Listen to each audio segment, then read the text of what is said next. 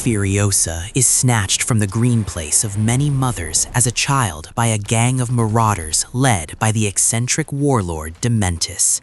As two tyrants war for dominance over the Wasteland, Furiosa survives many trials while plotting her return home. This high-octane odyssey tracks her transformation from an innocent captive into the fierce Imperator who would eventually change the world forever.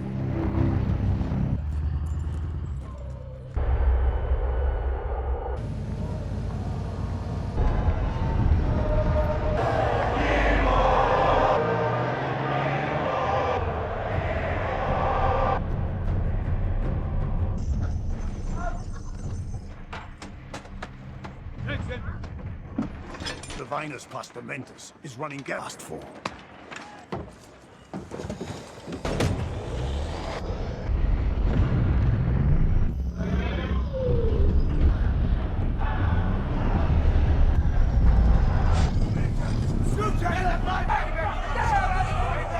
Bullets for a tank of gas! And today, we're gonna...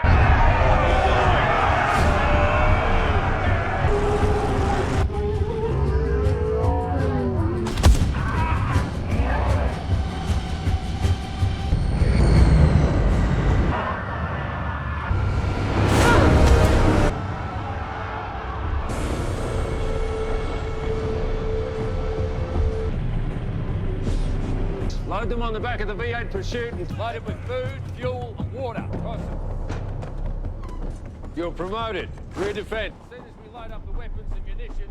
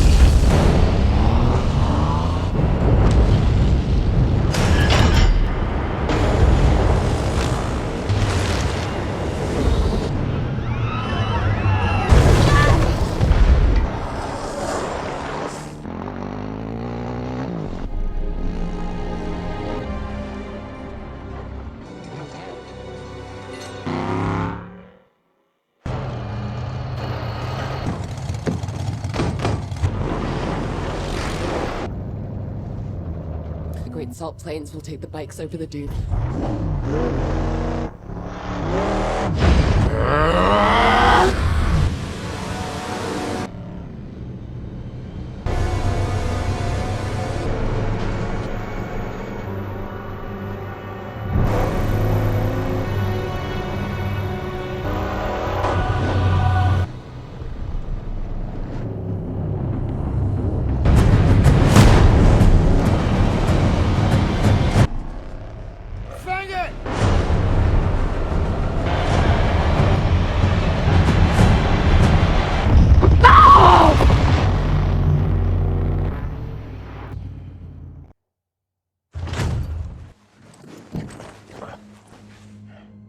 Hello!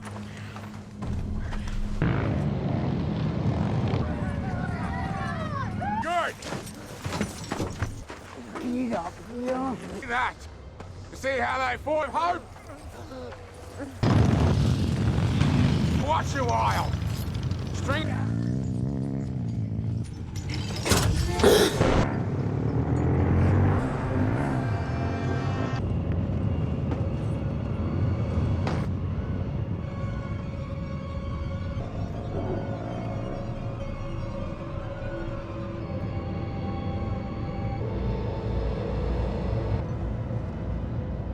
Hello?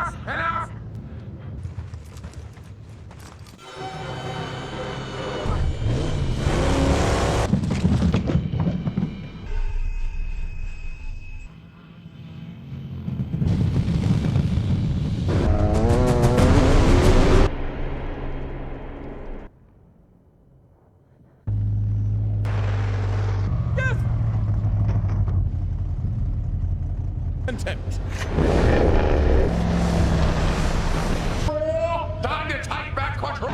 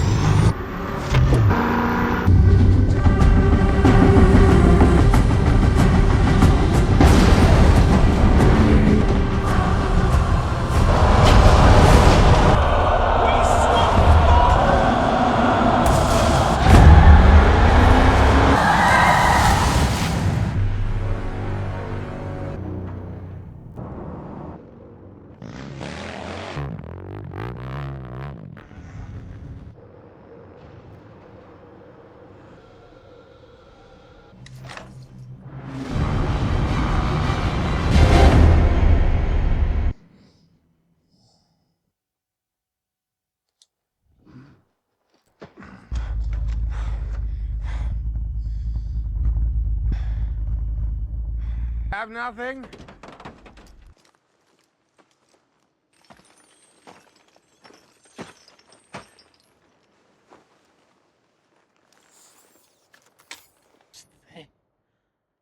Hey guys, today we are diving deep into the dusty, gasoline-soaked origin story of one of the fiercest warriors in cinema history.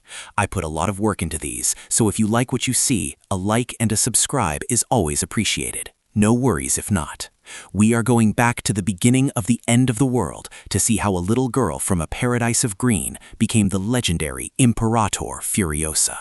The world as we know it has been dead for a long time, but in the middle of the scorched earth there is still a hidden pocket of life called the green place of many mothers. It is a lush sanctuary where the water is clean and the fruit is sweet, a total contrast to the orange dust that covers the rest of the planet. Two young girls, Furiosa and her sister, are out picking peaches from a tree that looks far too healthy for this movie. They hear the rumble of engines in the distance, a sound that should not exist in their quiet paradise. A group of scouts from a biker horde has stumbled upon their secret. These guys look like they haven't seen a salad in 3 generations, and they immediately realize they have found something more valuable than gold. Furiosa tries to sabotage their bikes to keep the secret of her home safe, but she gets caught. Her sister runs for help, but Furiosa is thrown onto the back of a motorcycle. The roar of the engine is deafening as they speed away, leaving the greenery behind and heading into the vast, empty wasteland. This is the moment everything changes for her. She is no longer a child of the garden, she is a prize of the desert.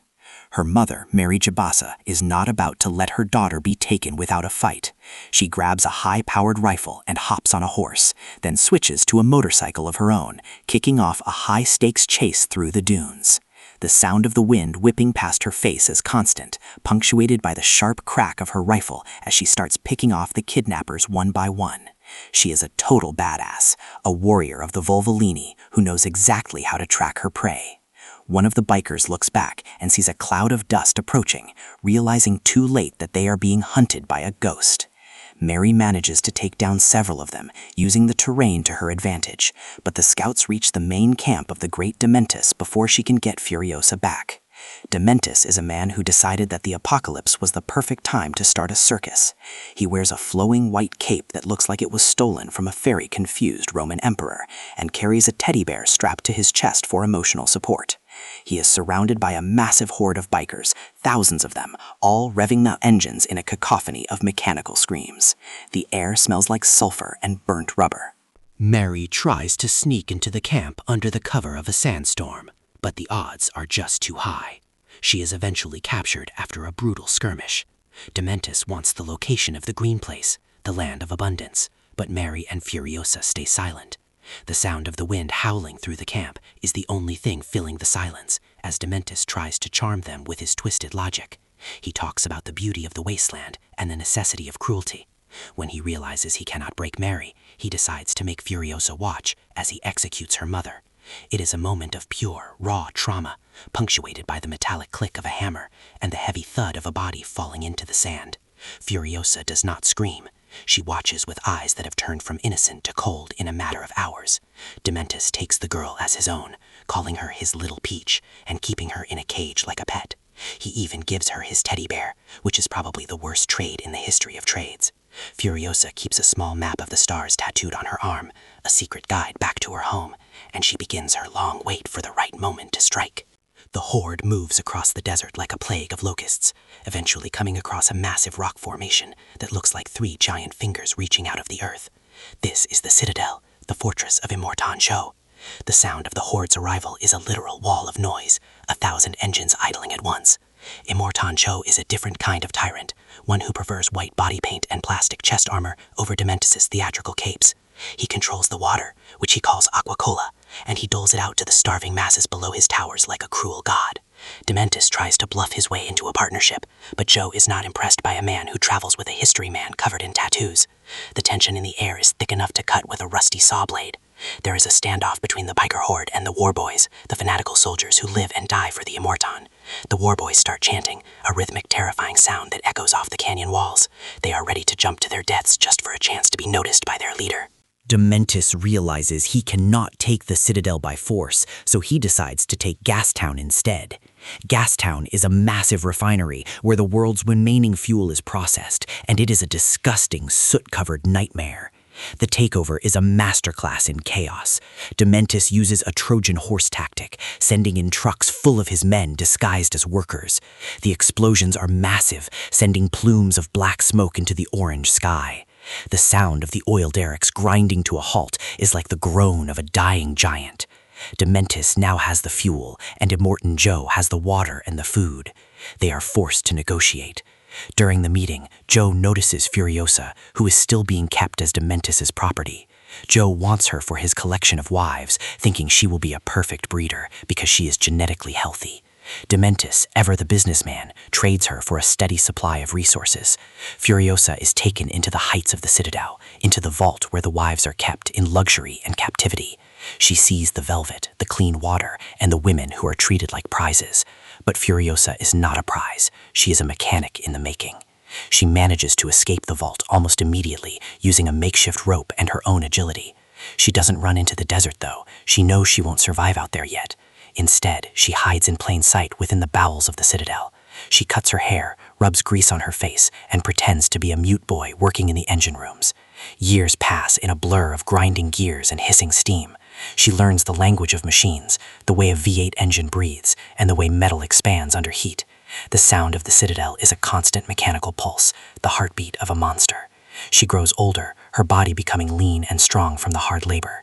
She watches the warboys train, and the Imperators lead convoys into the Wasteland. She is waiting, building her strength, and learning every secret of the fortress. She becomes an expert mechanic, someone the others rely on without ever knowing who she really is. She is a ghost in the machine, a shadow with a plan. Eventually, the Citadel begins construction on a new kind of vehicle, a massive tanker known as the War Rig. This thing is a beast, a rolling fortress designed to transport fuel and supplies through the most dangerous parts of the Wasteland. Furiosa secures a spot on the crew, still disguised as a man. The lead driver is a man named Praetorian Jack. Jack is a legendary figure, a man who has survived countless runs and knows the desert better than anyone. He is professional, stoic, and carries himself with the quiet confidence of someone who has nothing left to prove. The first time the War Rig leaves the Citadel, the sound of the engines turning over is like a thunderclap. The massive tires churn up the sand, and the convoy heads out into the great belly of the desert. Furiosa is hidden in the undercarriage, her hands covered in oil, her eyes fixed on the horizon. This is her chance to see the world beyond the rocks, to find a way back to the stars she has tattooed on her skin. The journey is interrupted by a massive ambush from the Octoboss and his Mortifliers. These guys are a splinter group from Dementus's horde who use paragliders and kites to attack from the air. The action is incredible. The sound of the paragliders whistling through the air is eerie, followed by the sudden thud of harpoons hitting the metal plating of the rig. Jack is driving like a madman, weaving the massive truck through the dunes while his crew fights off the attackers. Furiosa is forced to reveal herself when a group of raiders Sanders tries to detach the fuel pod. She climbs out onto the moving trailer, her movements precise and lethal. She uses a heavy wrench to bash heads and a flare gun to blind attackers. The choreography of the fight is a dance of death at 60 miles per hour. Jack watches her in the rearview mirror, realizing that this supposed boy is actually a warrior of incredible skill. They manage to fight off the attackers, but the rig is badly damaged. The sound of the leaking steam and the rattling metal fills the tense silence after the battle. Jack finds Furiosa hiding after the fight and confronts her. He doesn't turn her in, though. He sees something in her that reminds him of himself, a desire for something more than just survival in this hellhole. He offers to train her, to make her his second in command. For the first time in years, Furiosa has an ally. They begin a partnership that spans several more years, making countless runs across the wasteland. Jack teaches her how to drive the war rig, how to read the clouds for incoming sandstorms, and how to anticipate the movements of their enemies. The sound of their shared work is a symphony of clinking tools and low-voiced instructions. They become a legendary duo, the most feared drivers on the road. Furiosa starts to trust him, and she eventually shows him the map on her arm. She tells him about the green place, and Jack promises to help her get there. It is a flicker of hope in a world of despair, a quiet moment of humanity amidst the roar of the engines. Meanwhile, the political situation in the Wasteland is deteriorating. Dementus has proven to be a terrible administrator. Gastown is falling apart, the workers are rebelling, and the fuel supply is dwindling. Dementus is losing his grip on power, and he decides to go out in a blaze of glory. He orchestrates a plan to take the Bullet Farm, the third major fortress in the region, which is controlled by the Bullet Farmer. The sound of the war drums starts beating again. Dementus leads his remaining horde on a desperate mission, leaving a trail of destruction in his wake. Immortan Joe realizes that Dementus is a loose cannon that needs to be put down. The three-way war for the Wasteland is about to reach its boiling point.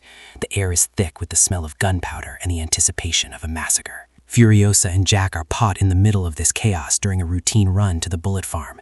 They arrive just as Dementus is launching his assault. The Bullet Farm is a jagged metallic nightmare built into a quarry, and the sound of the constant gunfire is deafening. It is a hail of lead and fire. Jack and Furiosa try to navigate the war rig through the crossfire, but they are trapped. Dementus has set a trap, and the Bullet Farmer is losing control of his own fortress. The explosions are massive, sending shards of rock and steel flying through the air.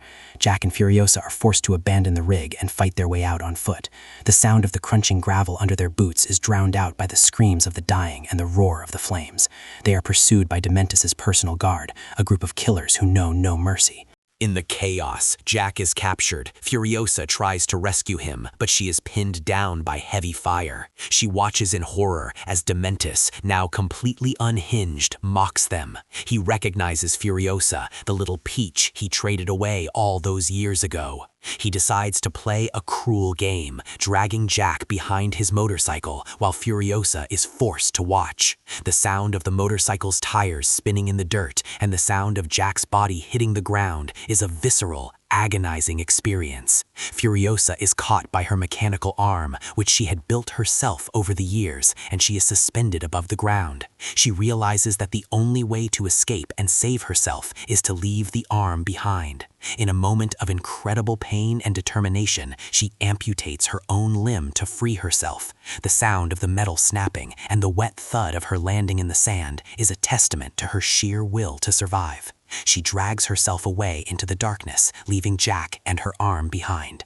She makes it back to the Citadel, a bloodied and broken shadow of herself, but she is not defeated. She is fueled by a rage that has been simmering for decades. She goes to the Citadel's workshop and builds a new, more powerful mechanical arm, a weapon forged in the fires of her vengeance.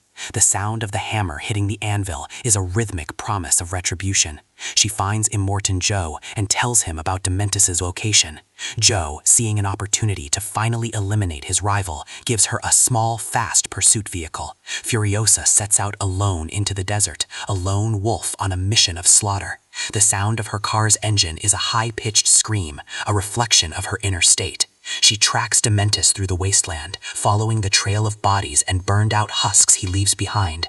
The final pursuit is a long, grueling journey through the most desolate parts of the world. Dementus is fleeing, his horde decimated, his mind fractured. He is a man who has lost everything and is now just running from the inevitable. Furiosa catches up to him in a vast, empty salt flat. The sound of the wind is the only thing that can be heard as they face off. It is not a grand battle with thousands of soldiers, but a quiet, personal confrontation between a monster and the girl he created. Dementus tries to talk his way out of it, using his old charisma to justify his actions.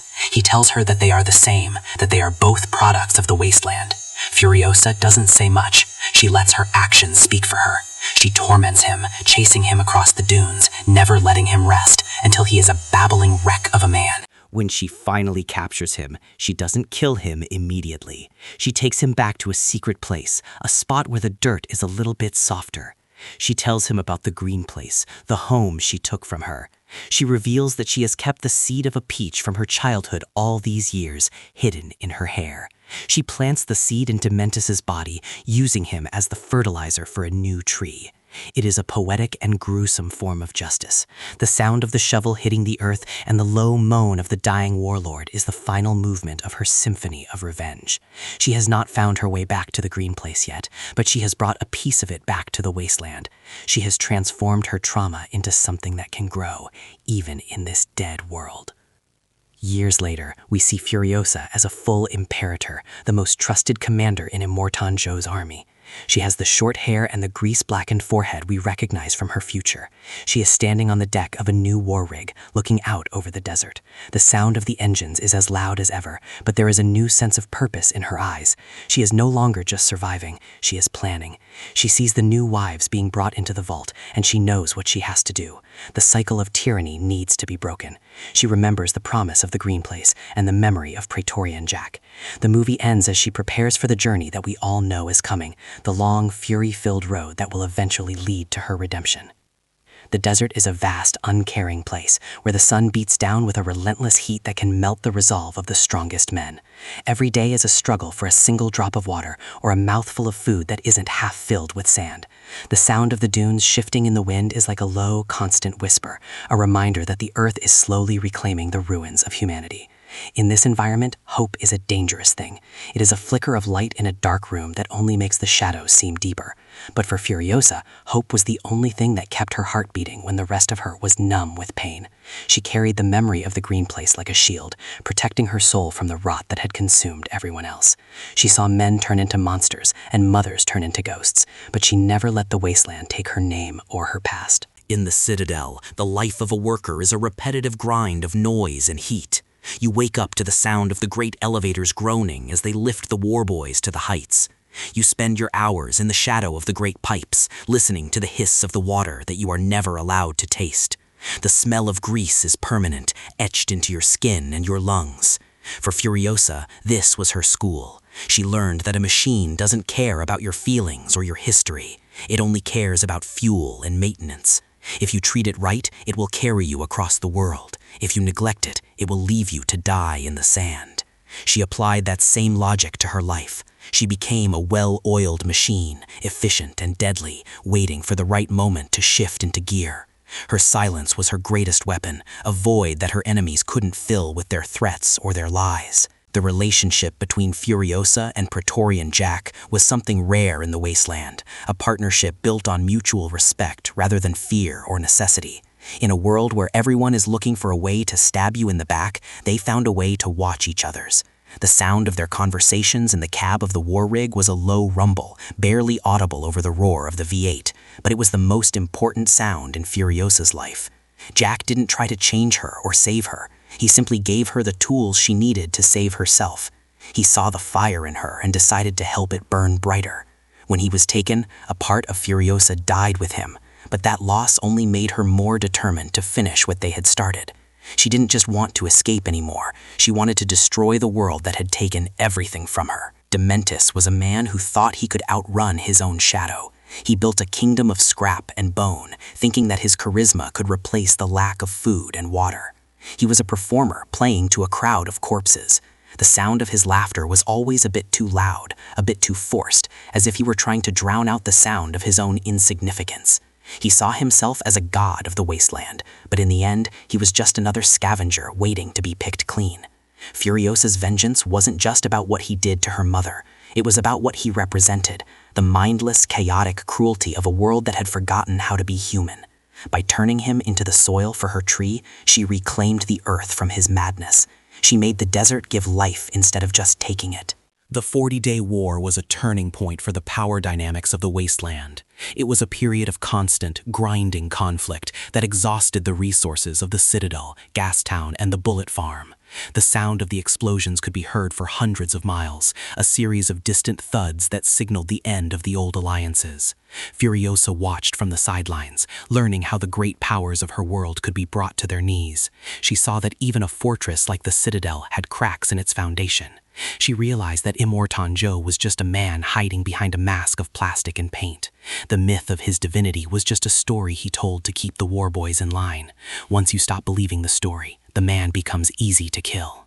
The construction of the new war rig was a feat of engineering that required the blood and sweat of hundreds of workers. It was a massive, shining silver beast, a monument to the Citadel's power. But to Furiosa, it was a chariot. Every bolt she tightened and every weld she inspected was a step toward her freedom. The sound of the pneumatic tools and the sparks from the grinders created a chaotic environment where she could hide her intentions. She knew every inch of that truck, every hidden compartment and every vulnerability. She was the one who made it run, which meant she was the only one who could truly control it. The war rig wasn't just a vehicle, it was an extension of her own body, a weapon she would eventually turn against her masters. The desert has a way of stripping a person down to their most basic elements. You find out very quickly if you are made of iron or clay. Furiosa was forged in a fire that would have consumed anyone else. She lost her home, her mother, her arm, and her friend, but she never lost her sense of self. The sound of her mechanical arm clicking into place was a reminder of her resilience. She was a creature of the wasteland, but she was also something more. She was a promise of a future that didn't involve chains or cages. She was the seed that had survived the drought, waiting for the first drop of rain to start growing. The path ahead of her was long and dangerous, but she had already walked through hell and come out the other side. When we look at the legacy of Furiosa, we see a woman who redefined what it means to be a hero in a broken world. She didn't wait for someone to come and save her. She saved herself, and then she went back to save others. The sound of her name became a whisper of hope among the wretched and the enslaved. She proved that even in a place where there is nothing but sand and blood, a single person can make a difference. Her journey was a testament to the power of the human spirit to endure the unthinkable. She didn't just survive the wasteland, she mastered it. She became the commander of the engines and the keeper of the seed, a warrior who knew that the only way to find peace was to fight for it. The sound of the final credits rolling is a moment of reflection on the journey we have just witnessed. We have seen a world of madness and fire, but we have also seen a woman who stood in the middle of it and refused to blink. Furiosa's story is a reminder that our past doesn't define us, but it does prepare us for our future. Every scar on her body and every stain on her soul was a badge of honor, a record of a battle won. She didn't need a crown or a throne to be a leader. She only needed a steering wheel and a clear vision of the horizon.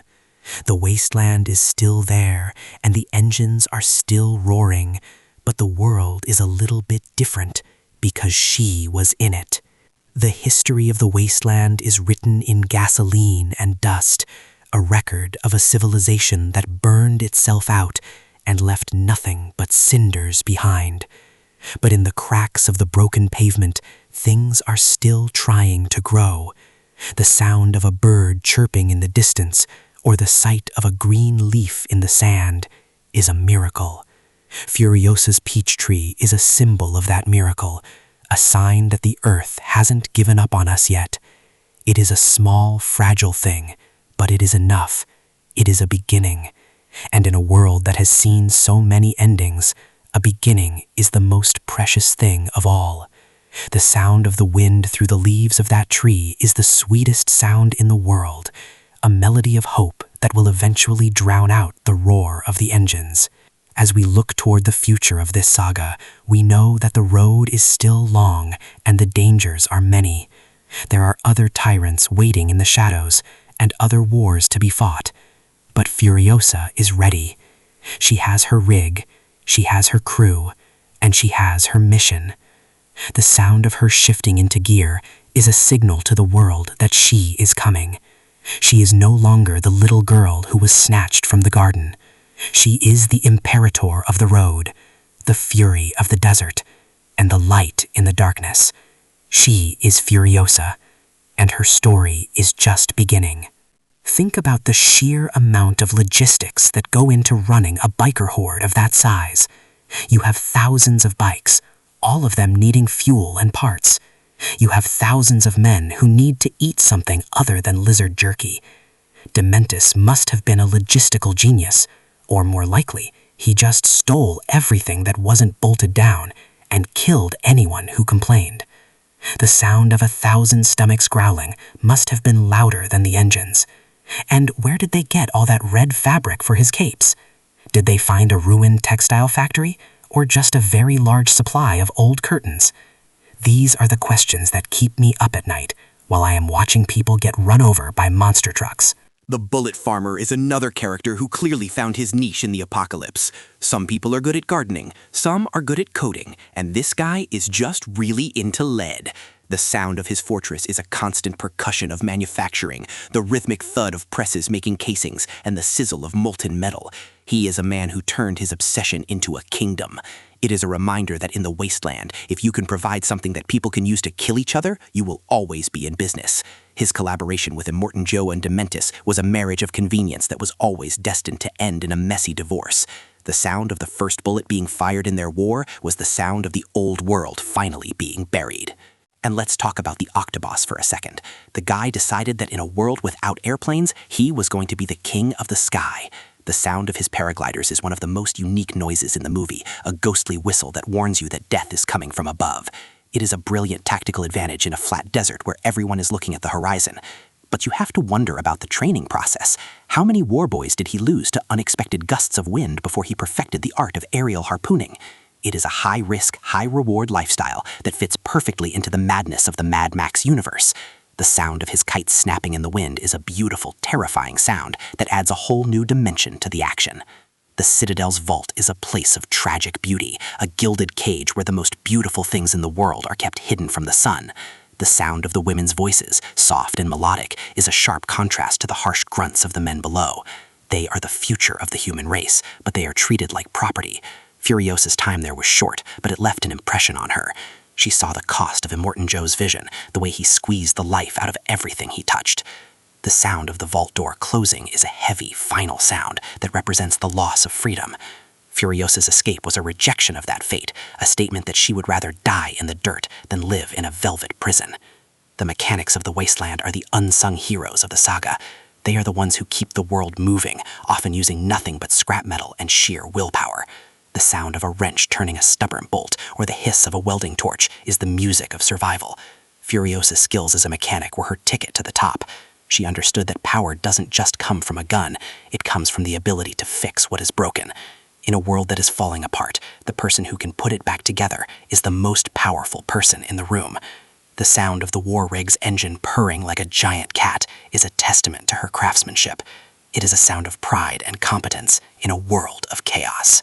The character of the History Man is one of the most fascinating additions to the lore. He is a walking library, a man whose skin is a record of everything humanity has lost.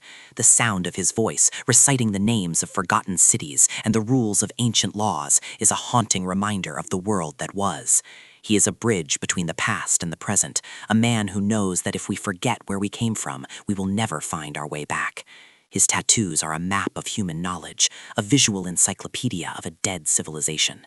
He is a quiet figure in a loud world, but his presence is a reminder that ideas are just as important as engines. The sound of his quill scratching on parchment is a small but significant act of rebellion against the ignorance of the Wasteland. The final confrontation between Furiosa and Dementus is a masterclass in tension. It is not about who is faster or stronger, but about who has the stronger will. The sound of their breathing, heavy and ragged in the still air of the salt flats, is more intense than any explosion. Dementus is a man who is used to having an audience, but in this moment, he is completely alone. He tries to fill the silence with his words, but they have no power over Furiosa. She has heard it all before. The sound of her footsteps in the salt is the sound of an approaching storm. She is the ghost of all the people he has killed, finally coming to collect his soul. It is a moment of pure, unadulterated justice that feels both earned and inevitable. The use of color in the movie is also worth mentioning, even if I am mostly focusing on the sounds. The vibrant oranges and deep blues create a world that feels both alien and familiar. The sound of the colors, if that makes sense, is a loud, saturated experience. The orange of the sand is a hot, dry sound, while the blue of the night is a cool, hollow one.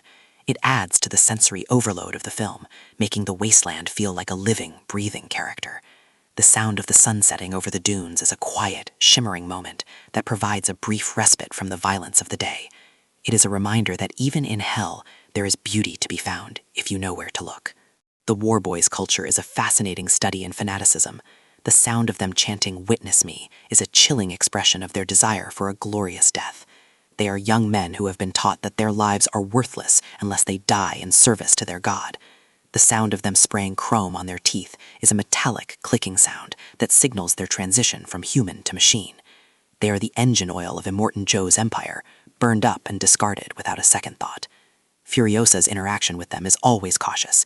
She knows they are dangerous, not because they are evil, but because they are not afraid to die. The sound of their war cries is a constant background noise in the Citadel, a reminder of the power of a shared delusion. Praetorian Jack's death was a pivotal moment for Furiosa, a loss that could have broken her, but instead it hardened her. The sound of the motorcycle dragging him away is a sound that she will never forget. It is the sound of her hope being torn from her. But in that moment of despair, she found a new kind of strength. She realized that she didn't need anyone else to help her. She was her own savior. The sound of her cutting her own arm off is a sound of liberation. It is the moment she shed her last remaining connection to her past and became the warrior she was meant to be. She didn't just lose an arm, she gained a purpose. And that purpose was to make sure that no one else ever had to feel that kind of pain again. The transition from the end of this movie to the beginning of the next one is seamless. We can see how the events of her life have shaped her into the person she becomes. The sound of her voice, now deeper and more authoritative, is the voice of a leader. She has earned her place at the top, but she hasn't forgotten the lesson she learned at the bottom. The sound of the engines is still the soundtrack of her life, but the rhythm has changed. It is no longer a frantic beat of survival, but a steady pulse of determination. She is ready for the Fury Road, and we are ready to follow her.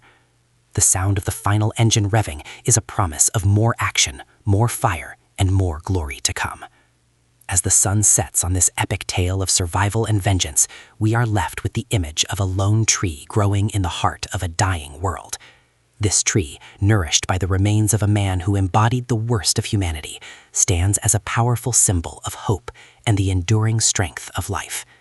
It reminds us that even in the most desolate circumstances, there is the potential for renewal, and that justice, though slow and often painful, can eventually bear fruit.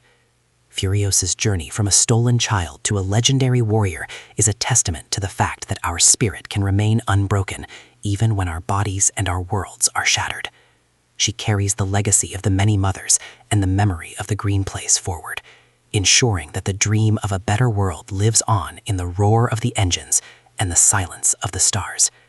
In the end, her story is not just about survival. It is about the quiet, fierce persistence of the human heart.